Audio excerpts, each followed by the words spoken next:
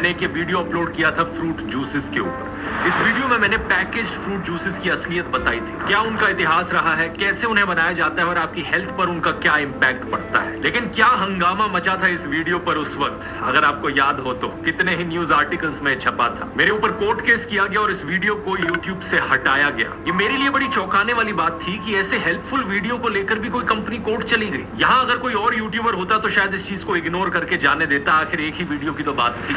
लेकिन मैं यहाँ पर झुका नहीं, मैंने कोर्ट में लड़ाई लड़ी। लगभग 1.5 साल की मजबूत लड़ाई के बाद जस्टिस की जीत हुई और कोर्ट ने परमिशन दे दी मुझे ये वीडियो री अपलोड करने की। इसलिए आज ये वीडियो मैं दोबारा से आपके सामने पेश कर रहा हूँ दोस्तों, और इसी के साथ साथ एक और खुशखबरी आपको बताना चाहूंगा। पिछले महीने की इस खबर को देखिए, एक फेमस जूस कंपनी ने डिसाइड किया है कि वो अपने पैकेज जूसेस में शुगर कंटेंट को 21% से कट कर देगी। इसी शुगर कंटेंट का ज्यादा होना एक बड़ा पॉइंट ऑफ क्रिटिसिज्म था मेरे वीडियो में। तो ये हम सब लोगों की, सभी पब्लिक हेल्थ एक्टिविस्ट की ये बहुत बड़ी जीत है जिनके एफर्ट्स की वजह से पॉसिबल हो पाया। मैं इस जीत को भारत के बच्चों को डेडिकेट करना चाहूंगा जिन्हें उनके टिफिन में ये पैकेज्ड फ्रूट जूसेस नहीं मिलने चाहिए। मैं अभी भी ऐसा क्यों कह रहा हूँ, ये जानने के लिए इस वीडियो को पूरा देखिए। आइए जानते हैं पैकेज्ड फ्रूट जूसेस की असलियत। नमस्कार दोस्तों, पेप्सी कोला जैसी कोल्ड ड्रिंक्स हमारी हेल्थ के लिए अच्छी नहीं होती, ये तो अब हम में से हर कोई जानता है। लेकिन इनके ऑल्टरनेटिव के तौर पर अक्सर लोगों के द्वारा कहा जाता है कि अगर आपको कोई हेल्दी ड्रिंक पीनी ही है तो फ्रूट जूस पी लो। और ये फ्रूट जूस बनाने वाली कंपनीज अपनी मार्केटिंग भी इसी तरीके से करती है कि बड़ी ही हेल्दी ड्रिंक है, आपकी इम्यूनिटी बढ़ेगी, ढेर सारे मिनरल्स और विटामिन डले हैं, आपके बच्चे को पूरी न्यूट्रिशन मिलेगी इस छोटे से टेट्रा पैक से। स्पेशली बच्चों की तरफ जबरदस्त मार्केटिंग करी जाती है इन फ्रूट जूस कंपनीज के द्वारा। तो कैसा लगेगा सुनकर अगर मैं आपसे दोस्तों, ये पैकेज्ड फ्रूट जूसेस कुछ मायनों में आपकी हेल्थ के लिए उतनी ही हानिकारक है जितनी ये कोला जैसी सॉफ्ट ड्रिंक्स। आइए आज के वीडियो में इनको गहराई से समझते हैं। शुरुआत फ्रूट से करते हैं दोस्तों। क्या फ्रूट्स हमारी हेल्थ के लिए अच्छे हैं? बिल्कुल है, इस बात में कोई शक नहीं है। हमारी डेली डाइट का फ्रूट्स बहुत इंपॉर्टेंट हिस्सा है। इनमें विटामिन और मिनरल्स भरपूर है, फाइबर भी बहुत ज्यादा है और एंटीऑक्सीडेंट्स की भी काफी ज्यादा मात्रा आपको फ्रूट्स में मिलेगी। एंटीऑक्सीडेंट्स कैंसर और हार्ट डिजीज को प्रिवेंट करने में मदद करते हैं। साथ ही साथ फ्रूट्स में आपको मिलेंगे फ्लेवोनॉइड्स, जो एक टाइप के प्लांट पिगमेंट्स होते हैं। रिसर्च ने हमें बताया है कि इन्हें खाने से आपका मूड भी बेहतर होता है। इसके अलावा ढेरों रिसर्च पेपर्स हमें बताते हैं कि फ्रूट्स खाने से heart disease, cancer, depression, diabetes का रिस्क कम होता है। लेकिन दूसरी तरफ पैकेज्ड फ्रूट जूसेस को लेकर रिसर्च पेपर्स कुछ उल्टा ही बताते हैं। 4 स्टडीज की एक मेटा एनालिसिस करी गई थी करीब 2 लाख पार्टिसिपेंट्स पर, जिसमें बताया कि फ्रूट जूसेस पीने से टाइप 2 डायबिटीज का रिस्क बढ़ जाता है। ऐसे कैसे हो सकता है? इसे समझने के लिए दोस्तों हमें फ्रूट जूसेस का इतिहास समझना होगा। तो आइए टाइम में पीछे चलते हैं और फ्रूट जूसेस की डेवलपमेंट को देखते हैं। इंसानों के द्वारा फ्रूट जूसेस को एक्चुअली में इतने पुराने समय से कंज्यूम किया जा रहा है कि आपको इसका मेंशन आयुर्वेद में भी मिलेगा। आयुर्वेद में लिखा गया है कि अगर आपको थकान हो रही है, थकान हटानी है, तो फ्रेश ऑरेंज जूस पीजिए, इसमें थोड़ा सा पिंच ऑफ रॉक सॉल्ट डला हो। आयुर्वेद में ऋतुचर्या का मतलब है कि अपना लाइफस्टाइल बदलना सीजन के हिसाब से। ग्रीष्म ऋतु यानी गर्मियों में रेकमेंड किया गया है कि मैंगो जूस जैसे फ्रूट जूसेस पीजिए।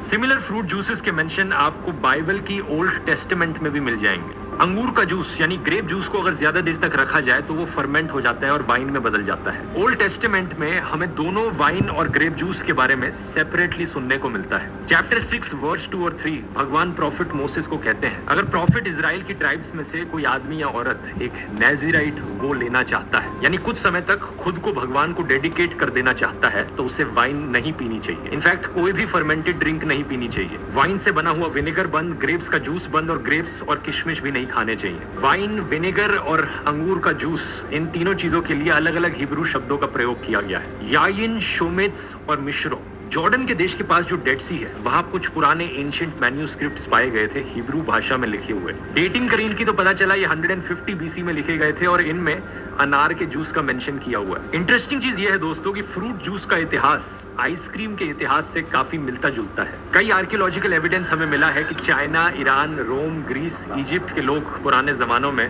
बर्फ या स्नो को अक्सर मीठा बना देते थे, उस पर शहद डाल के या फ्रूट जूसेस डाल के। अलेक्जेंडर जो राजा थे, उनके बारे में बताया जाता है कि वो इस तरीके के आइसक्रीम के बड़े एडिक्ट थे। लेकिन इन जमानों में फ्रूट जूस का मतलब होता था फ्रेश फ्रूट जूस।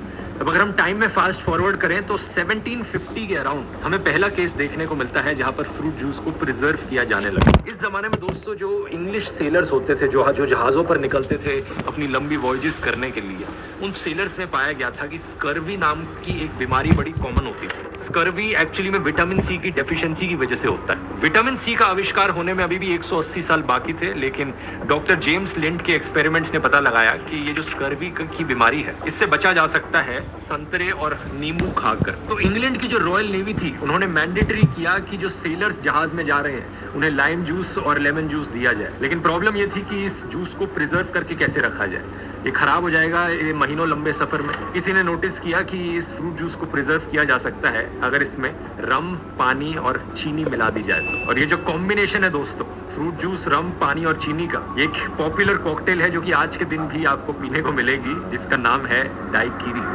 बाद में साल 1867 में एक बंदा था लोकलान रोज नाम से, इसने रियलाइज किया कि एक्चुअली में प्रिजर्व करने के लिए फ्रूट जूस को रम और पानी की जरूरत नहीं, सिर्फ चीनी भी वो काम कर सकती है। यहाँ पर आविष्कार हुआ दोस्तों दुनिया के पहले कमर्शियल फ्रूट कॉन्सेंट्रेट का। फ्रूट जूस को प्रिजर्व किया जा रहा है उसमें चीनी ऐड करके। यहीं पर पहला ब्रांडेड बॉटल्ड जूस भी बेचा जाने लगा। लोकलान रोज ने अपनी फैक्ट्री बनाई और इन जहाजों में जाने वाले सेलर्स के लिए अपना रोज लाइम जूस बनाया। इसे बॉटल में डाल के बड़े ही आकर्षित तरीके से लेबल किया जाता था कि सेलर्स के लिए ये दवाई की तरह है। इसी समय के अराउंड एक और आदमी थे अमेरिका में, थॉमस वेल्च नाम से, जो कि चर्च में एक प्रीचर थे। अब अनलाइक मुस्लिम्स, क्रिश्चियंस और जूस के लिए वाइन पीना गलत नहीं माना जाता। इनफैक्ट ब्रेड और वाइन तो इनके रिचुअल का भी हिस्सा है। लेकिन थॉमस वेल्च ने एक ऑल्टरनेटिव मूवमेंट की शुरुआत करी। क्रिश्चियंस में इन्होंने कहा कि हमें अल्कोहल नहीं पीनी चाहिए। अल्कोहल पीना वैसे भी हेल्थ के लिए काफी हानिकारक होता है। एक लेटेस्ट रिसर्च अभी आई थी जिसने बताया था कि थोड़ी सी मात्रा भी अल्कोहल की हेल्थ के लिए बेनिफिशियल नहीं होती। कई सारे देश थे जो पहले अपनी गाइडलाइंस में कहा करते थे कि एक दिन में 1 ग्लास वाइन पियोगे तो आपकी हेल्थ के लिए अच्छा है, लेकिन अब बहुत से देशों ने अपनी गाइडलाइंस भी अपडेट कर दी है। जैसे कि इस आर्टिकल को देखिए, कनाडा की नई गाइडलाइंस के अनुसार अल्कोहल का कोई छोटा सा अमाउंट भी आपके लिए हेल्दी नहीं है। और अपडेट से याद आया दोस्तों, मेरे चैट जीपीटी कोर्स का अभी तक का सबसे बड़ा अपडेट लाइव हो चुका है। 2 घंटे वर्थ के नए लेसन्स अब ऐड किए जा चुके हैं। अब ये टोटल कोर्स 8.5 घंटे का बन चुका है। इसमें आर्टिफिशियल इंटेलिजेंस और चैट जीपीटी की ढेर सारी नई चीजों की बात करी गई है। और चैट जीपीटी के अलावा परप्लेक्सिटी एआई जैसे सॉफ्टवेयर्स को भी अब मैंने इस कोर्स में इंक्लूड कर दिया है। नए लेसन्स में अब आप सीख सकते हैं कैसे खुद से अपने जीपीटीज बनाने, कैसे अपने रिसर्च और आईटी के कामों के लिए चैट जीपीटी का इस्तेमाल किया जा सकता है। और सबसे बढ़िया चीज ये है कि आप में से जो लोग इस कोर्स को ऑलरेडी खरीद चुके हैं उन सब के लिए ये update completely free of cost. लेकिन अगर आपने अभी तक नहीं खरीदा है तो जरूर चेकआउट करिए। ये पूरा कॉम्प्रिहेंसिव एआई चैटबॉट्स के ऊपर कोर्स है। इस कोर्स को लेने के बाद आप अपनी प्रोडक्टिविटी और एफिशिएंसी अपने स्कूल के कामों में, अपने ऑफिस के कामों में और अपने घर के कामों में कई गुना बढ़ा पाएंगे। स्क्रीन पर देखिए जिन लोगों ने इस कोर्स को कंप्लीट किया है उनका कितना जबरदस्त फीडबैक रहा है। ऐसी ऐसी चीजें आपको सीखने को मिलेंगी कि उन्हें देखकर आप हैरान हो जाओगे कि ऐसा भी पॉसिबल होता है। आप में से पहले 1000 लोगों के लिए एक special limited coupon code R41 आपको 41% ऑफ मिलेगा। इसका लिंक नीचे डिस्क्रिप्शन में मिल जाएगा या फिर आप इस QR कोड को भी स्कैन कर सकते हैं। जल्दी से जाकर चेकआउट कर लीजिए। और अब थॉमस वेल्च पर वापस आए तो थॉमस ने क्रिश्चियन से कहा कि वाइन पीना बंद करो और मेरी अनफर्मेंटेड वाइन पियो, जो कि ग्रेप जूस होता है। और कई चर्चेज ने एक्चुअली में थॉमस की सुन भी ली और एक नॉन अल्कोहलिक कम्युनिटी शुरू हुई क्रिश्चियंस में। इनफैक्ट क्रिश्चियन कम्युनिटी के बाहर भी अमेरिका में कुछ लोगों को बड़ी आदत पड़ गई ग्रेप जूस की। जो लोग संतरों को उगाने लग रहे थे उन्होंने देखा कि अगर हम बहुत ज्यादा सप्लाई प्रोड्यूस कर रहे हैं और कहीं स्टोर करने की जगह नहीं है संतरों को, तो क्यों ना हम उन संतरों का जूस बनाएं और उसे पैस्चराइज कर लें ताकि जूस को बहुत लंबे समय तक स्टोर करके रखा जा सके। इस समय पर जो पैकेज फ्रूट जूस का बिजनेस था वो फ्रेश फ्रूट जूस के बिजनेस से ज्यादा अच्छा चल रहा था। लेकिन फिर हमारी कहानी में एक ऐसा इन्वेंशन होता है जो फ्रेश फ्रूट जूसेस को बढ़ावा देता है। Raw foods advocate Norman walker पहले जूसर का इन्वेंशन करते हैं। पहली बार एक बड़ी मशीन बनाई जाती है जो फ्रूट्स और वेजिटेबल्स को पहले ग्रेट करेगी, फिर उन्हें निचोड़ेगी और नीचे से निकलेगा फ्रेश फ्रूट जूस। ये समय था अर्ली 1900s। नॉर्मन कैलिफोर्निया जाते हैं और अपना खुद का एक जूस बार स्टार्ट करते हैं। अपनी पूरी जिंदगी ये बिताते हैं रॉ फ्रेश फूड्स और फ्रेश जूसेस को प्रमोट करने में। 12 किताबें लिखते हैं और 99 ईयर्स तक जीते हैं। ये बताना इसलिए जरूरी है क्योंकि उस समय में इतनी लंबी उम्र तक जीना कॉमन नहीं था और शायद क्रेडिट इनके हेल्दी लाइफस्टाइल को दिया जा सकता है। आगे चलकर लेट 1950s में पहले ग्राइंडिंग जूसर का इन्वेंशन होता है। इसे चैंपियन जूसर कहा जाता है। इसके बाद फिर आते हैं सेंट्रीफ्यूगल जूसर्स। इन आविष्कारों के बाद जो फ्रूट जूस निकालने वाली मशीन्स थी वो और कॉम्पैक्ट, कन्वीनियंट और छोटी बन जाती हैं, जिसका मतलब ये कि लोग अपने घरों में ये मशीन्स खरीद के रख सकते हैं। यहाँ पर कोल्ड प्रेस जूसर्स और सेंट्रीफ्यूगल जूसर्स के बारे में अक्सर एक डिबेट रहती है कि सेंट्रीफ्यूगल जूसर्स उतना अच्छा जूस नहीं निकालते क्योंकि हीट और ऑक्सीडेशन की वजह से जो एंजाइम्स और न्यूट्रिएंट्स होते हैं फ्रूट्स में वो और कम हो जाते हैं। लेकिन इस चीज का कोई भी साइंटिफिक एविडेंस एग्जिस्ट नहीं करता, क्योंकि सेंट्रीफ्यूगल जूसर्स में भी जो टेम्परेचर है वो कोई इतना ज्यादा हाई नहीं होता। और जो रिसर्च करी गई है उनसे हमें यही पता लगता है कि न्यूट्रिशनली ऑलमोस्ट सिमिलर है जूस जो कोल्ड प्रेस जूसर से निकलता है और जो सेंट्रीफ्यूगल जूसर से निकलता है, क्योंकि अल्टीमेटली दोनों जगह से फ्रेश फ्रूट जूस ही निकल रहा है। पैकेट जूसेस की कहानी में टर्निंग पॉइंट आता है साल 1963 में, जब एक स्वीडिश कंपनी टेट्रा पैक नाम से अपना टेट्रा ब्रिक पैकेट इंट्रोड्यूस करती है। सही सुना आपने दोस्तों, इस कंपनी का नाम ही टेट्रा पैक था और आज के दिन हम इस टाइप के पैकेट को टेट्रा पैक नाम से ही जानते हैं। दुनिया भर में ये इतना पॉपुलर है टेट्रा पैक। इस कंपनी के मालिक थे एक Swedish industrialist Ruben Rausing. Fruit juices का इतिहास हमेशा के लिए बदल जाता है इसके बाद से। अब ना सिर्फ महीनों तक स्टोर करना पॉसिबल है फ्रूट जूसेस को, बल्कि बहुत दूर दूर तक इसे ट्रांसपोर्ट भी किया जा सकता है और इतने कन्वीनियंट पैकेज में इसे बेचा भी जा सकता है जिससे लोग डायरेक्टली स्ट्रॉ लगाकर पी लें। इतना कन्वीनियंट, इतना सस्ता प्रोसेस कि आज के दिन तक हम टेट्रा पैक्स का इस्तेमाल कर रहे हैं। लेकिन आज इन टेट्रा पैक्स में किस तरीके का जूस मिलता है, आइए एक टिपिकल पॉपुलर जूस के ब्रांड को देखते हैं जो इंडिया में बिकता है। इसके पीछे इंग्रेडिएंट लिस्ट समझते हैं। अलग अलग न्यूट्रिएंट्स यहाँ लिस्ट डाउन किए गए हैं। सेकंड कॉलम है यहाँ पर 100 ml का और तीसरा कॉलम है परसेंटेज ऑफ RDA का, यानी कि रेकमेंडेड डाइटरी अलाउंस। इसका मतलब है कि एक आम इंसान के लिए एक दिन की रिक्वायरमेंट का कितना परसेंट हुआ। फॉर एग्जांपल सोडियम इसमें डला है 28 मिलीग्राम, जो कि पर सर्विंग 180 ml की सर्व में एक आम इंसान की दिन की 2.5% की रिक्वायरमेंट पूरी करता है। कुछ भी नहीं है, कोई 50 पैकेट तो पिएगा नहीं इसके एक दिन के अंदर पूरी अपनी डेली रिक्वायरमेंट मीट करने के लिए। सेम चीज पोटेशियम, कैल्शियम और आयरन के साथ कही जा सकती है। 1.7%, 1.5%, सिर्फ 1% कुछ भी नहीं होता। यहाँ पर सिग्निफिकेंट अमाउंट में सिर्फ विटामिन सी डला है जो 75% डेली रिक्वायरमेंट मीट करता है। तो आपको सुनकर लगेगा कि चलो एक चीज तो अच्छी है कि कम से कम विटामिन सी की जो रिक्वायरमेंट है वो पूरी हो जाएगी इस जूस को पीने के बाद। बात बिल्कुल सही है, लेकिन चीज नोट करने वाली ये है दोस्तों कि विटामिन सी वैसे ही बहुत अबंडेंटली पाया जाता है नेचर में। अगर आपका बच्चा एक नींबू पानी का ग्लास पिएगा जिसमें एक नींबू का जूस डला हो, सारी रिकमेंडेड डेली अलाउंस पूरी हो जाएगी। वो नहीं पीना तो आधा संतरा काफी है पूरी डेली रिक्वायरमेंट मीट करने के लिए। और आंवले का तो बहुत छोटा सा पीस, सिर्फ 1/10 ऑफ एक आंवला सारी डेली अलाउंस पूरी कर सकता है। तो हाँ दोस्तों, हम उस 1700s के जमाने में नहीं जी रहे कि हम सब सेलर्स हो, जहाजों में बैठ के दूर दूर तक जाना हो, हमारी विटामिन सी की रिक्वायरमेंट पूरी ना हो पा रही और हमें स्कर्वी हो जाए। आज के जमाने में विटामिन सी की रिक्वायरमेंट पूरी करना सबसे आसान चीज है। सिर्फ इसके लिए इस टेट्रा पैक के जूस को पीने की जरूरत नहीं। तो एड्स में जो क्लेम किया जाता है कि ये फ्रूट जूसेस बच्चे के न्यूट्रिशन का ध्यान रखेंगे, ऐसा कुछ भी नहीं है। विटामिन सी के अलावा इनमें और कोई भी न्यूट्रिएंट सिग्निफिकेंट मात्रा में मौजूद नहीं है। अब पीछे इंग्रेडिएंट लिस्ट चेक करते हैं। सबसे पहली चीज यहाँ पर आपको दिखेगी पानी,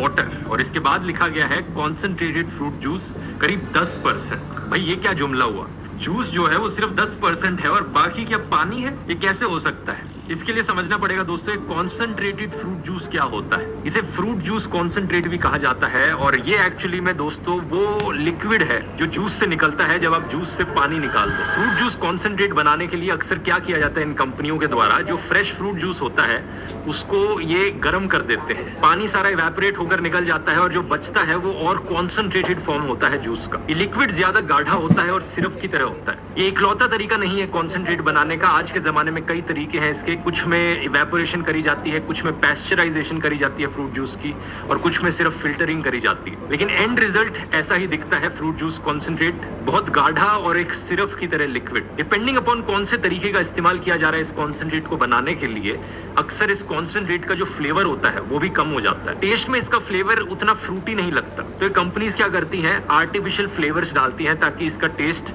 वापस फ्रूट जैसा बने। और फिर इन फ्रूट जूस कॉन्सेंट्रेट्स को पानी के साथ मिक्स किया जाता है ये पैकेज्ड फ्रूट जूसेस बनाने के लिए। अब आप यहाँ पर पूछोगे भाई ये क्या मसला हुआ, पहले पानी को इवेपोरेट करके बाहर निकाला, कॉन्सेंट्रेट बनाया और फिर बाद में पानी के साथ मिक्स करके वापस से फ्रूट जूस बना दिया। ऐसा क्यों किया जा रहा है? ऐसा इसलिए किया जा रहा है दोस्तों क्योंकि इस कॉन्सेंट्रेट को ज्यादा देर तक स्टोर करके रखा जा सकता है। इतनी जल्दी खराब नहीं होता है जितनी जल्दी कोई फ्रेश फ्रूट जूस खराब हो जाता है। तो कंपनीज के लिए पैकेजिंग कॉस्ट बचती है, स्टोरेज कॉस्ट बचती है और ट्रांसपोर्टेशन फॉर्मुलेशन कॉस्ट बचती है। लेकिन दूसरी तरफ इन कॉन्सेंट्रेट्स का नुकसान ये है कि ज्यादातर न्यूट्रिएंट्स भी खत्म हो जाते हैं। खुद ही सोचकर देखो, यहाँ पर आपने फ्रेश फ्रूट जूस निकाला, उसका कॉन्सेंट्रेट बनाया, उसे इवेपोरेट करके पैस्चराइज करके गर्म किया आपने फ्रेश फ्रूट जूस को, और फिर उसे महीनों तक आप रखना चाहो एक जगह पर, कहाँ से वो बात रहेगी। यही कारण है इस इंग्रेडिएंट लिस्ट में आप आगे देखोगे इन्होंने लास्ट में लिख रखा है फ्लेवर्स ऐड किए गए हैं, natural and nature identical flavouring substances. कुछ नेचुरल फ्लेवर्स ऐड किए गए हैं ताकि इसका टेस्ट वापस फ्रूट जूस जैसा हो, और कुछ नेचर आइडेंटिकल फ्लेवरिंग सब्सटेंसेस यानी कुछ ऐसे केमिकल्स जिनका टेस्ट नेचर में मौजूद सब्सटेंसेस से काफी सिमिलर हो। और फिर इतनी सारी प्रोसेसिंग करने के बाद अक्सर कलर भी लूज हो जाता है, जो जूस का एक्चुअल कलर होता है। ये कंपनीज चाहती हैं कि इनका कलर वैसा ही लगे जैसे फ्रेश फ्रूट जूसेस का लगता है, तो कलर्स भी ऐड किए जाते हैं। इस केस में INS 160 A2 और 3 ये वाला कलर है बीटा कैरोटीन। इसके बाद बाकी इंग्रेडिएंट्स आपको मिल जाएंगे। एसिडिटी रेगुलेटर जो डाल रखा है INS 330, स्टेबलाइजर्स 446 और 440, जिसमें कि 440 वाला पेक्टिन होता है, एक नेचुरल पॉलीसैकेराइड। अक्सर ये जो सिट्रिक एसिड ये दोबारा से डालते हैं ताकि जूस में थोड़ा और टेस्ट आए। और फिर आता है फाइनली हमारा सबसे खतरनाक इंग्रेडिएंट, जो कि है शुगर। चीनी कितनी मौजूद है इसमें? 13.5 ग्राम्स पर 100 ml। शॉकिंग चीज पता है क्या है दोस्तों? अगर आपको मेरा कोल्ड ड्रिंक्स वाला वीडियो याद है, उस वीडियो के शुरू में ही मैंने बताया था ये जो कोल्ड ड्रिंक्स है इनमें कितनी चीनी डली होती। अगर आपको याद हो, ये नंबर था 10 to 13 ग्राम्स पर 100 ml की रेंज। यहाँ पर जो चीनी है वो ऑलमोस्ट सिमिलर है एक फ्रूट जूस में और सॉफ्ट ड्रिंक में। और यही सबसे बड़ा कारण है दोस्तों कि शुरू में जैसा मैंने आपको बताया था, डायबिटीज 2 का रिस्क बहुत ज्यादा बढ़ जाता है ऐसे पैकेज्ड फ्रूट जूस रेगुलरली पीने से। इसका ब्लेम सीधा इन कंपनीज पर जाता है, क्योंकि यहाँ पर एडेड शुगर की मात्रा 13.5 ग्राम्स पर 100 ml में से 7.5 ग्राम्स पर 100 ml, यानी कि ये एक्स्ट्रा शुगर है जो इन कंपनीज ने डाली है। नेचुरल जो शुगर मौजूद है वो 13.5 माइनस 7.5 ग्राम्स, सिर्फ 6 ग्राम्स पर 100 ml। और जैसा मैंने आपको कोल्ड ड्रिंक्स वाले वीडियो में बताया था, अमेरिकन हार्ट एसोसिएशन बताता है कि हमारी बॉडी को कोई भी एडिड शुगर की जरूरत नहीं है। लेकिन फिर भी अगर आप इंसिस्ट करते हैं कि आप एडिड शुगर कंज्यूम करेंगे, तो उनका कहना है कि जो बच्चे हैं जिनकी उम्र 7 से 10 साल की है, उनके लिए 24 ग्राम प्रतिदिन शुगर की लिमिट होनी चाहिए। और अगर कोई बच्चा इस पैकेज फ्रूट जूस को पीता है, 180 ml का पैक है ये, तो एडिड शुगर की मात्रा यहाँ पर 13.5 ग्राम्स हुई, यानी आधी से भी ज्यादा डेली शुगर कंजम्पशन जितनी हो सकती है एक बच्चे के लिए, वो सब इस फ्रूट जूस के पैकेट में मौजूद है। अगर आप हर रोज इस एक फ्रूट जूस के पैकेट को कंज्यूम करेंगे, हैरानी मत मानना आगे चल के अगर आपको डायबिटीज हो जाए और आपको मन ही मन में लगता रहे कि मैंने तो पूरी जिंदगी बड़ी एक हेल्दी डाइट ली है, हेल्दी जूसेस पिए हैं। यहाँ पर मैं किसी एक फ्रूट जूस कंपनी पर उंगली नहीं उठा रहा हूँ, क्योंकि सभी की हालत ऐसी है। ये एक और फ्रूट जूस कंपनी के जूस का एग्जांपल लेकर देख लो, कोई ज्यादा डिफरेंस नहीं मिलेगा आपको। Similar calories, similar added sugar, ingredient की लिस्ट में देखोगे तो कुछ में स्टेबलाइजर्स डाल रखे हैं, कुछ में स्वीटनर 960